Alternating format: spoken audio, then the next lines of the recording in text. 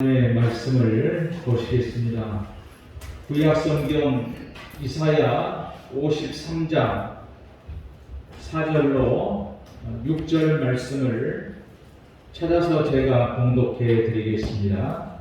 구약성경 1034페이지 이사야서 53장 4절부터 6절까지를 제가 봉독해 드립니다.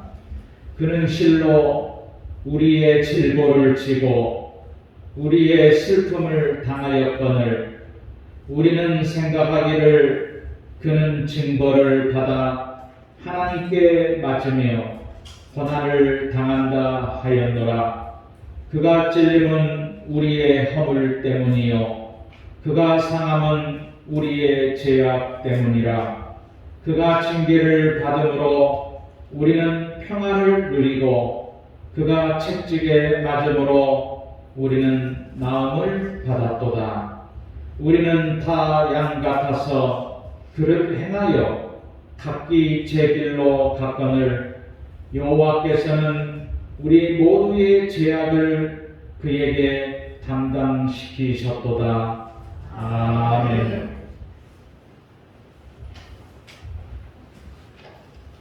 오늘은 주님의 보혈, 그런 제목으로 말씀을 드리도록 하겠습니다.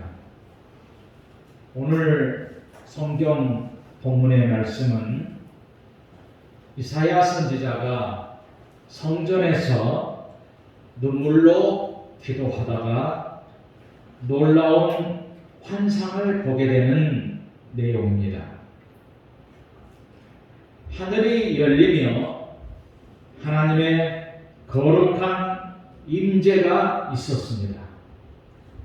영광 가운데 찬란한 빛이 비추입니다. 기도하는 성전의 터가 흔들립니다. 하나님의 영광이 성전에 가득 차면서 하나님의 임재를 경험했습니다. 그때 환상이 보입니다. 세상을 구원할 그리스도가 이 땅에 오십니다. 그런데 면류관을 쓰고 영광스러운 모습으로 오시는 것이 아니었습니다. 한 마리의 어린 양이 도살장에 끌려가는 것처럼 초라한 모습의 환상을 보여주었습니다.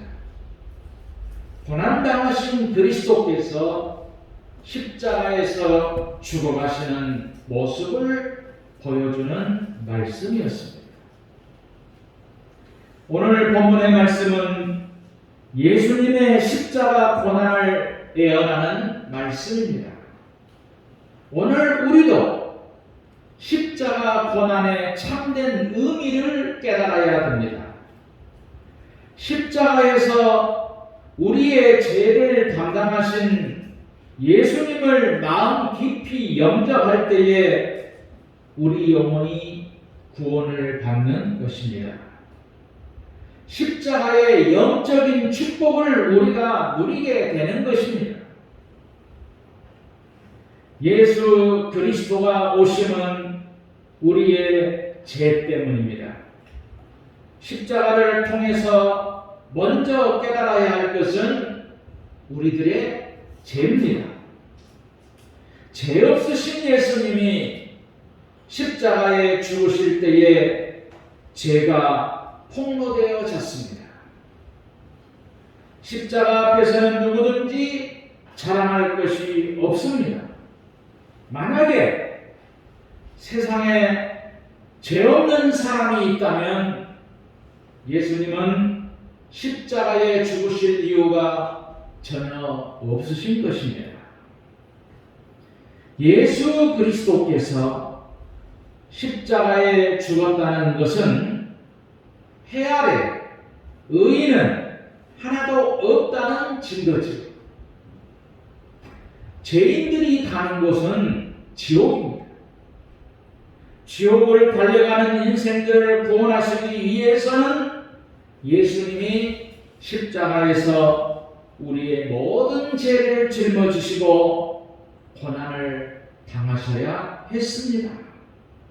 그래야 우리의 죄가 해결될 수 있기 때문입니다. 로마서 3장 10절에 보면 기록된 바 의인은 없나니 하나도 없다고 말씀하십니다.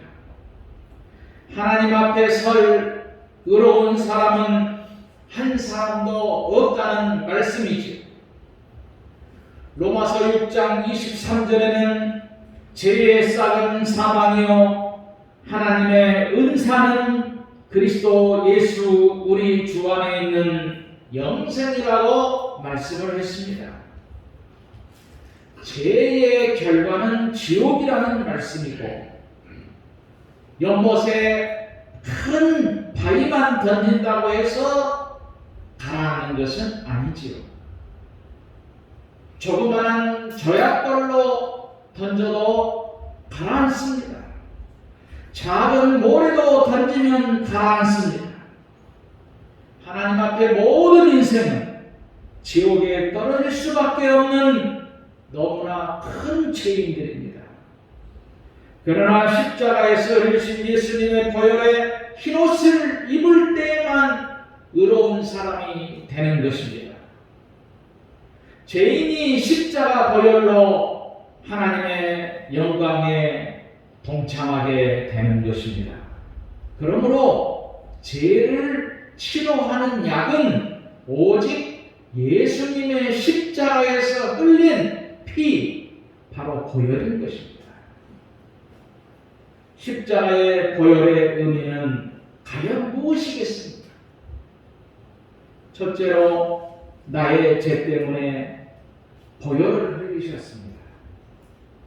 본문 4절에 그는 실로 우리의 질고를 지고 우리의 슬픔을 당하였거늘 우리는 생각하기를 그는 징벌을 받아서 하나님께 맞으며 고난을 당한다 하였노라. 그가 찔림은 우리의 허물을 인하며 그가 상함은 우리의 죄악을 인함이라. 그가 징계를 받음으로 우리가 평화를 누리고 그가 채찍에 맞음으로 우리가 나음을 입었도다. 우리는 다 양 같아서 그릇 행하여 각기 제 길로 갔거늘 여호와께서는 우리 무리의 죄악을 그에게 담당시키셨도다 말씀하고 있습니다. 이 말씀 속에서 우리라는 말이 9번 나옵니다. 우리의 질고를 지고 우리의 슬픔을 당하였거늘 우리는 생각하기를 우리의 허물을 인하며 우리의 죄악을 인하며 우리가 평안을 누리고 우리가 나음을 입었다. 우리는 다 양 같아서 우리 무리의 죄악을 그에게 담당시키셨도다 말씀합니다. 우리라는 말은 여러 사람을 말합니다. 이것을 개인적으로 표현하면 내가 되는 것입니다. 납니다. 본문에 우리라고 말하지만 예수님이 흘린 보혈은 우리보다는 나 때문에 흘린 보혈입니다. 나이하여 십자가에서 보혈을 흘리신 나의 예수님이라는 고백이 분명해야 주님과 나와의 관계가 성립되는 것입니다. 예수님은 나 때문에 흘리신 보혈입니다. 예수님은 나 때문에 고난을 받으셨습니다. 예수님은 나 위해서 죽으셨습니다. 나의 죄 때문에 흘리신 보혈입니다. 사실 예수님은 죄가 없으신 분입니다. 그런데도 죄가 많은 사람처럼 우리의 모든 죄를 짊어지신 분이십니다. 이사야 53장 6절에 우리는 다 양 같아서 그릇 행하여 각기 제 길로 갔거늘 여호와께서 우리 무리의 죄악을 그에게 담당시키셨도다 라고 말씀합니다. 구약시대에는 인간이 지은 죄를 사함받으려면 어린 양에게 죄를 전가시켜서 속죄의 제사를 드렸습니다. 속죄의 제사를 드리지 않으면 죄가 사함받을 수 없습니다. 요한복음 1장 29절에 예수님을 세상 죄를 지고 가는 어린 양이라고 했습니다. 어린 양이신 예수님이 우리를 대신해서 십자가의 죽으심으로 우리가 죄사함을 받고 구원을 받게 된 것입니다. 예수님은 자신의 피를 뽑아서 죄인들을 살리셨습니다. 그 흘린 보혈 때문에 우리의 죄가 용서를 받았습니다. 그 흘린 보혈 때문에 오늘 우리가 천국에 가는 축복을 누리게 된 것입니다. 두 번째로 너무나 견디기 힘든 십자가 보혈을 흘리셨습니다. 예수님의 흘린 보혈에는 다음과 같은 대속의 의미가 있습니다. 첫째는 찔림으로 보혈을 흘리셨습니다. 본문에 그가 찔림은 우리의 허물을 인하며 찔림으로 보혈을 흘렸다는 것입니다. 예수님은 손과 발에 베못에 찔려서 피를 흘리셨습니다. 그 원인이 바로 우리의 허물이라는 것입니다. 허물은 우리의 잘못된 죄를 말합니다. 인간이 모르고 짓는 죄들을 허물이라고 합니다. 사실 인간은 허물투성이지요. 허물로 만들어진 것이 인간입니다. 우리 인간은 다 허물로 이루어졌다는 것을 알아야 됩니다. 시편 32편 1절에 허물의 사함을 얻고 그 죄의 가림을 받은 자는 복이 있도다 말씀했습니다. 그런데 우리 주님께서 십자가에서 흘리신 보혈로 우리의 모든 허물을 가려 주셨습니다. 우리는 그 십자가 은혜로 살아가는 것입니다. 두 번째로는 상함으로 보혈을 흘리셨지요. 본문은 그가 상함은 우리의 죄악 때문이다 라고 말씀하십니다. 상함이라는 말은 눌러 부수다, 뭉개다, 분쇄하다, 떴다라는 뜻을 가지고 있습니다.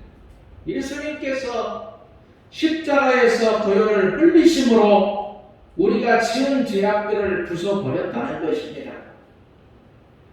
우리가 그렇게 구원받은 것이지요. 나 같은 것이 무엇이기에 물 한 방울, 피 한 방울까지 흘리셨는가 생각하니 너무나 감격스러운 것입니다. 신앙생활은 교회 다니면 장사가 잘 되고 건강한 것이 목적이 아닙니다. 그것은 하나님께서 우리에게 보너스로 주시는 은총입니다. 바울처럼 주님의 십자가 사랑이 나를 강권하는 은혜 때문에 신앙생활이 되어야 되는 것입니다. 세 번째로는 징계를 받음으로 보혈을 흘리셨습니다.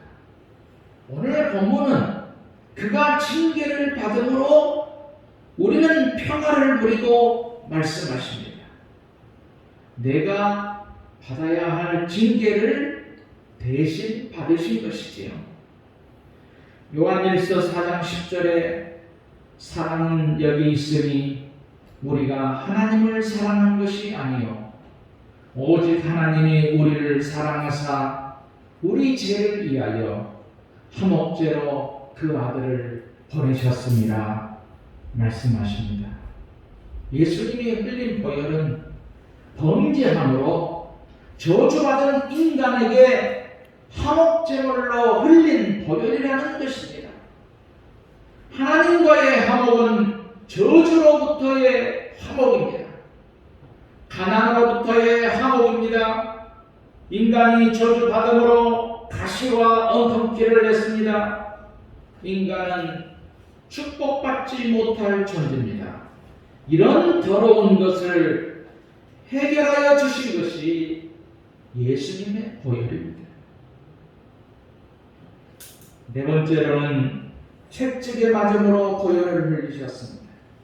본문은 그가 채찍에 맞음으로 우리가 나음을 받았도다 말씀하십니다. 죄가 없는 에덴 동산에는 질병이 없었습니다. 그런데 범죄함으로 질병이 우리에게 찾아왔습니다. 그 질병을 주님이 채찍에 맞음으로 우리를 치료하셨습니다. 베드로전서 2장 24절에 저가 채찍을 맞음으로 너희는 나음을 얻었다니 라고 했습니다. 우리가 이런 십자가의 보혈을 생각한다면 정말 믿음으로 살아야 되는 것입니다. 말씀대로 살아야 됩니다. 정말 우리 주님을 사랑해야 됩니다. 복음을 전하는 데에 앞장서야 됩니다. 한 영혼을 건네는 데에 최선을 다해야 됩니다. 그런데 저 자신을 보아도 그러지 못한 것 같습니다. 그것이 너무나 마음이 아픕니다. 첫사랑을 잃은 지가 오랜 것 같습니다. 로마의 시인인 오비디우스는 사랑받지 못하는 것은 슬픈 일이다. 그러나 사랑할 수 있는 대상이 없는 것은 더 슬픈 일이다 라고 말씀을 했습니다. 그래서 세상은 우리를 행복한 사람이라고 말합니다. 우리는 예수님의 십자가 보혈의 사랑을 받은 사람들이지. 내가 사랑할 영혼이 없다면 너무 불행한 것입니다. 그러나 눈을 들어보면 사랑할 영혼들이 너무나 많이 있습니다. 천국에 보낼 영혼들이 주변에 많이 있습니다. 그들을 사랑해서 천국에 보낸다면 하나님은 정말 기뻐하실 것입니다. 소크라테스는 돈만 있고 덕이 없는 것만큼 추한 것은 없다. 비겁한 사람이 신체적 아름다움만 있다면 비겁함을 더욱 드러내게 할 뿐이다. 정의와 덕이 없는 지식은 지혜가 아니라 반사함이 된다.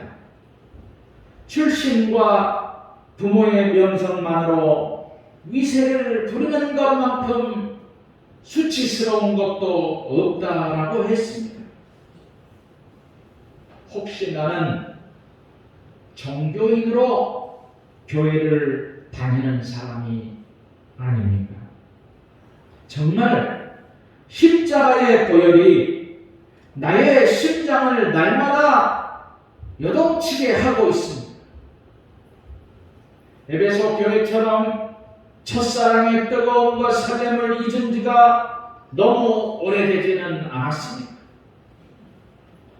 나는 십자가의 보혈의 은혜가 너무나 크기 때문에 빚진 자의 마음으로 살아가고 있습니다. 그래서 몸둘 바를 모르고 빚을 갚으려는 마음으로 지금도 그렇게 살아가고 있습니다. 대부분 사람은 자존심이 상할 때에 화를 내죠. 자존심을 건드리면 부부간에도 싸웁니다. 교인들과도 싸웁니다. 그리고 억울한 누명을 썼을 때도 소리치며 싸웁니다. 이때에 우리는 자존심을 생각하면 안 됩니다. 예수님은 자존심을 다 내려놓으셨기 때문에 우리의 구주가 되셨습니다. 그리고 억울하게 누명을 쓰고 돌아가신 예수님을 생각하시면서 참고 인내해야 하는 것입니다. 그것이 십자가 보혈의 능력이 되기 때문이죠. 우리는 너무나 큰 십자가 보혈의 빚을 지고 사는 사람입니다. 십자가 보혈은 오늘 우리의 심장을 뛰게 하는 능력이 있습니다.